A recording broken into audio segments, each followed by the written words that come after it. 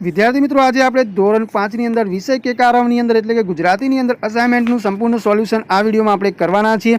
વિદ્યાર્થી મિત્રો સૌથી પહેલાં આપણે આજે પ્રશ્ન નંબર 1 અ અને પ્રશ્ન નંબર 1 બનું સંપૂર્ણ સોલ્યુશન આ વિડીયોમાં આપણે કરવાના છીએ।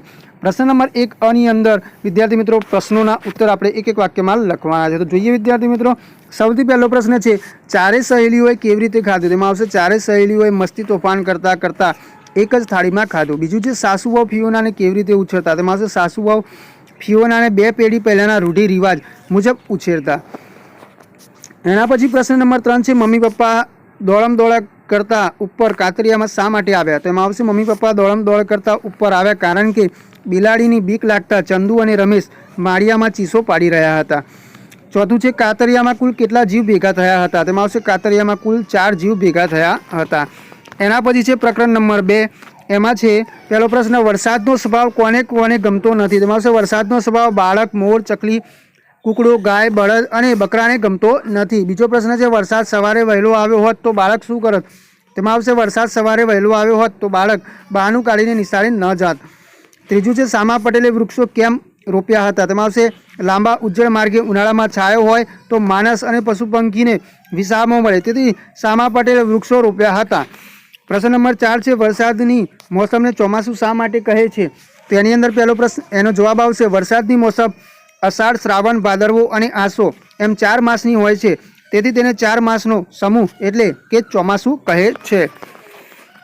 એના પછી પ્રકરણ નંબર 3 છે, એમાં પહેલું છે વર્ષીલે વિજેતા હોડીવાળા જેટલો ખુશ ક્યારે થયો અને કેમ? તેમાં આવશે વર્ષીલે પાકીટમાર સોમુની ધરપકડ કરી તેને રિવરફ્રન્ટ પોલીસ સ્ટેશનમાં સોંપી દીધો ત્યારે તે વિજેતા હોડીવાળા જેટલો ખુશ થયો કેમ કે તે મુશ્કેલીમાં મુકાયેલી સ્ત્રીઓને મદદરૂપ બન્યો હતો। બીજા નંબરનો પ્રશ્ન છે, એમાં છે જાનકીબાઈના પાકીટમાં 500ની કેટલી નોટો હતી? તેમાં આવશે જાનકીબાઈના પાકીટમાં 500ની 8 નોટો હતી।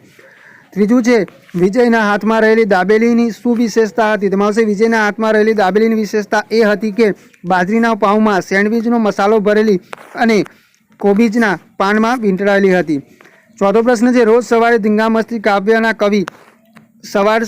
કવિની સવાર સારી કહેવાય શા માટે? તેમાં આવશે કવિને સવારમાં કૃષ્ણ ભગવાનનો પૂજાપાઠ તથા ચકલીઓનો ચી ચી અવાજ સાંભળવા મળે છે, તેથી તેમની સવાર સારી જ કહેવાય। એના પછી છે રોજ સવારે ધીંગામસ્તી કાવ્યમાં સવારમાં ઉઠીને કવિ કયા કયા અવાજો સાંભળ્યા? તેમાં આવશે સવારમાં ઉઠીને કવિએ ચકલીનું ચીંચી, મમ્મીની બૂમાબૂમ અને દાદીમાનો કૃષ્ણ ભગવાનનો પૂજાપાઠ જેવા અવાજો સાંભળ્યા।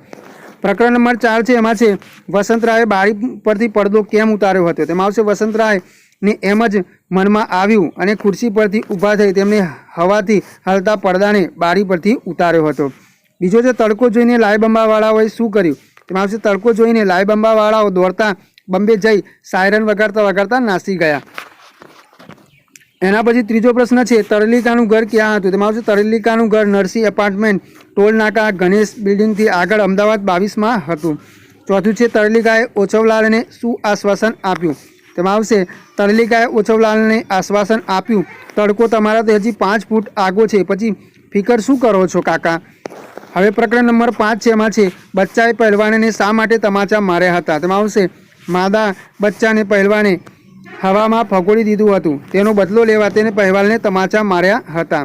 બીજો પ્રશ્ન છે કઈ ઋતુમાં રીંછોએ જમીનમાં ખાડા ખોદી દીધા? તેમાં આવશે શિયાળાની ઋતુમાં રીંછોએ જમીનમાં ખાડા ખોદી દીધા। પહેલવાન અને ધાબળધીંગીને ક્યાં ભેગા રાખવામાં આવ્યા? તેમાં આવશે પહેલવાન અને ધાબળધીંગીને ચિડિયાઘરના વાડામાં ભેગા રાખવામાં આવ્યા। પ્રશ્ન 4 છે રીંછ મોટી આફત કોને ગણે છે? તેમાં આવશે રીંછ મોટી આફત સિંહને ગણે છે। પ્રશ્ન 5 છે રીંછ સિંહને નિમંત્રણ આપતા જે વાત કરે છે તે સાચું બોલે છે કે ખોટું? તેની અંદર આવશે તે બધું ખોટું બોલે છે। તો વિદ્યાર્થી મિત્રો આગળ નવી વિડીયોમાં આપણે પ્રશ્ન નંબર 1 બનું સંપૂર્ણ સોલ્યુશન કરાવીશું।